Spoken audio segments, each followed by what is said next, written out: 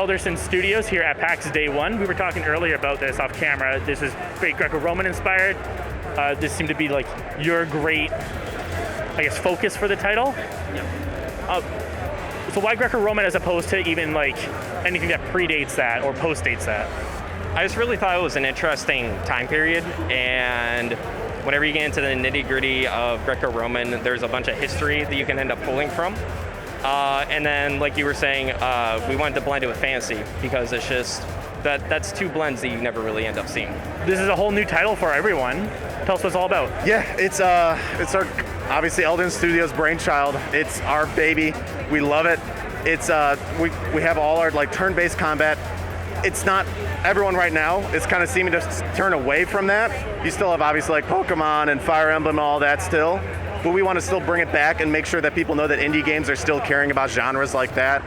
We love our codex system, which is going to have kind of that dungeon like building aspect, almost like Mario Maker, but for like a delving into a dungeon. And we have all kind of combat things like we've talked about in meetings and stuff. Like, I love combat.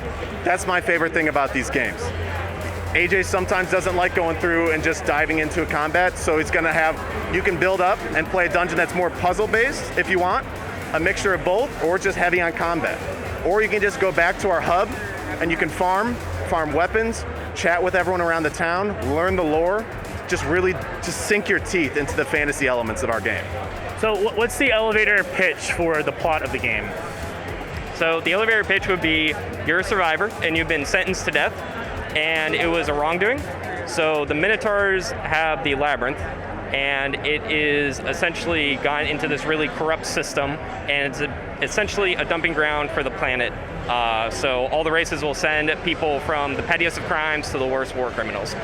And you're going to quickly find out in the full release of the game, once you're down there, you're going to be like, wait a minute, there's a bunch of survivors down here.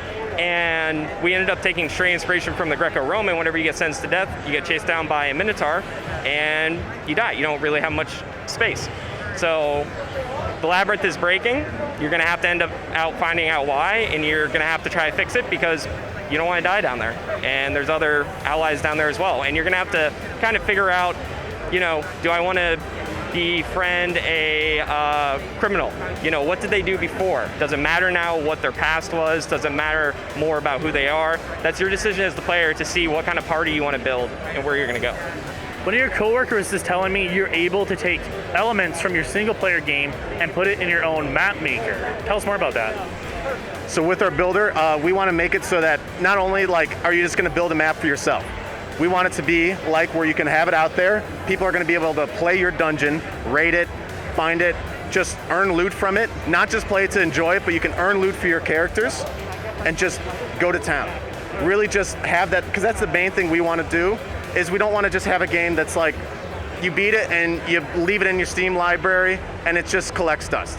It's obviously we still want you to come back, enjoy the story, but we want that longevity.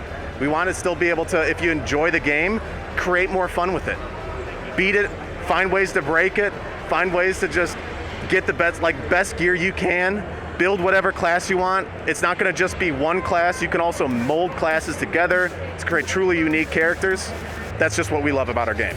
And what's the most unlikely source of inspiration for this game? Enter the Gungeon has great just 2D like kind of dungeon crawling. Obviously it's got a whole different art style, but it's got just little quirks that we've always loved and that we use to take inspiration and just really just dive into that. Like, even though they're more of a satire-based kind of dungeon crawler, we still want to have some of that kind of fun element to ours as well, where it's not always just dark and gritty.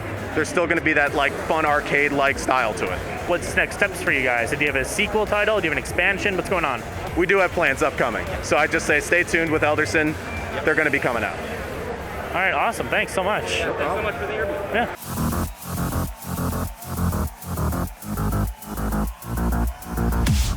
Internet! It's still day 4 or 12, I don't remember. It's 2, my legs hurt and everything hurts. I'm with an Echo, and we're checking out One Last Breath.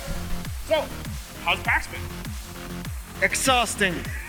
Yeah. Too much people. First time here at PAX West. It's been amazing. I mean, it's so great to be here. So much people enjoying video games, indie games, you know, big games. merchandising, everything. It's so great All to the be networking, here. all talking. Yeah, so this is your first PAX. Yeah, it's first time at PAX. Oh, nice. Tell us a little about One Last Breath. One Last Breath is a 2.5D and side-scroller atmospheric adventure and cinematic platformer. Okay. So we will play as Gaia, Yeah. and Gaia is the representation of nature. Yeah. So being that representation Mother of Gaia nature, thing, yeah. So being that representation of nature, we will be controlling our environmental nature. So in order to solve logical puzzles, but also the most important thing is to revive the nature. Cool. Something has happened on this world. Humanity is gone, and everything they left behind are those big, huge buildings and machines that some of them work, some of them not. Yeah. So, but nature is dying, and it's your duty as a last breath Yeah. of nature. Got it. Clever. to revive the nature. That's sick. It's like, how would nature? Well, we have also a lot of, well, not a lot of, but very deep message inside the game. About the relationship between humanity and nature, how we relate to each other, and how we wanted to make the player feel how if you are nature, how would you feel on this world with this old type of global warming and how we push to the limit the nature. So how would you feel? So how would be nature for you? Huh. So it's a side-scroller puzzle game with an actual existential meaning behind it. Yes, absolutely. Cool. Absolutely. We are so committed to our message. We love nature. Yeah. Who doesn't? But Oh, yeah. we love so much nature. We are so committed, and we do a lot of initiatives. Like we are going to be, I don't know if the only ones, but the only few games on the industry that by playing the game, you are going to have an impact on global warming. I mean, playing the game, if you earn the platinum trophy of the game, we are going to plant a tree. Oh, wow. So for all you achievement hunter people, seekers out there, if you get a platinum trophy, they'll plant a tree. So whenever your mom goes, why are you playing this video game? You go, for science and nature, okay? I need to do this for humanity. Yeah. That's awesome. I've never heard of anything like that. Yeah, we are trying to do a lot of initiatives like that. For example, on Steam Next Fest, Steam Next Fest, for every wishlist we gained, we planted a tree on Madagascar. So we planted like 4,000 trees. Oh, wow. Just 3 months ago, or something like that. So when you have put it on the wish list now, can you get that? Put it on the wish list. Scan it. We'll pause the video, then scan it, and then you'll plant trees if it's on a wish list. So how long has the game been in development for? We started development 2 years ago, but 1 year and a half we had to restart all over again. It's almost like there was a giant global pandemic or something that happened too. Yes, indeed, this game started because of global pandemic. I mean, the idea of this game came from, we just wanted to do something really big, really big for the market. Yeah. So thinking about which game we wanted to do, I remember seeing on the news like how animals were coming back to the cities as we were at the lockdown. Yeah. So I was like, what would happen if tomorrow the humanity disappeared, and how would nature react to that? So this was a game that came out of COVID. Not out of boredom or necessity, but because of how shit was just changing in the world, and then it sprung a bunch of ideas, and then this came of it. Yes. That's pretty badass.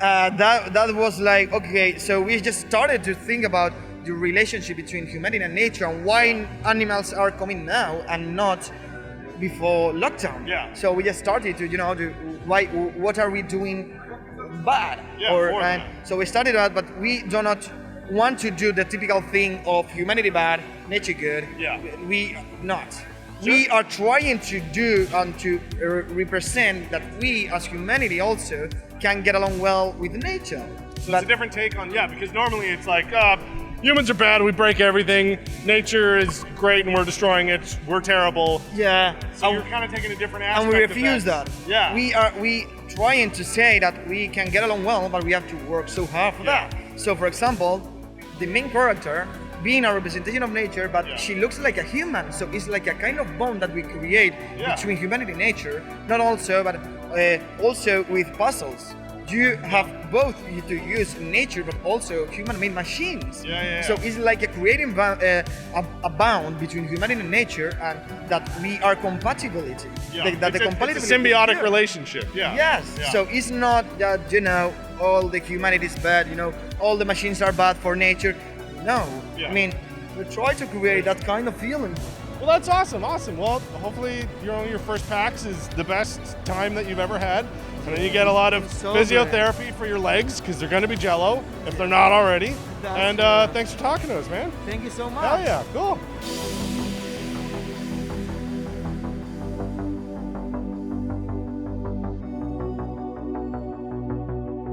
I'm here with Brian of the Treasure of Montecristo Island. Just tell us about this game. We talked about it briefly last night, but I want to let everyone else know what this is all about. Yeah, of course. So the Treasure of Montecristo Island is a co-op adventure survival game with crafting. We tried as hard as possible to fit as many words into the description as possible. So you and your team of adventurers have come to the island in search of the legendary treasure, and in order to find that, you have to work together gathering resources, and you have to craft and light 4 altars, one at each of the chapels and monasteries around the map.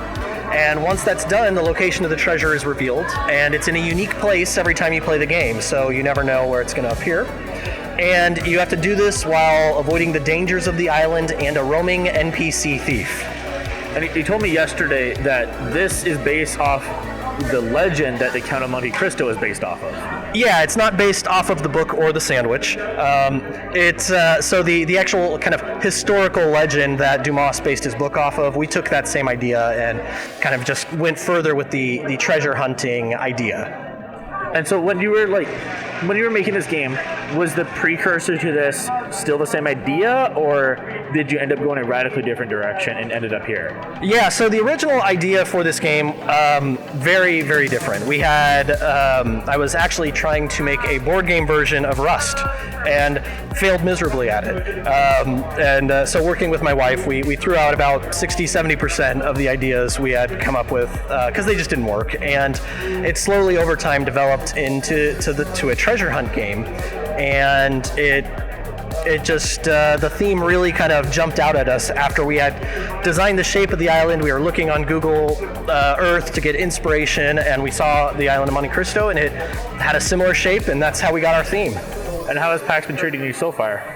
We love PAX. The big conventions we've done are PAX, and we always get treated really well by the people that come.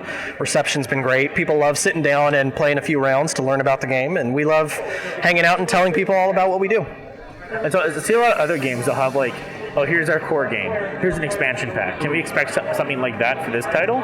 Oh yeah, we already have one expansion pack available. So the base game is a 2 to 6 co-op game.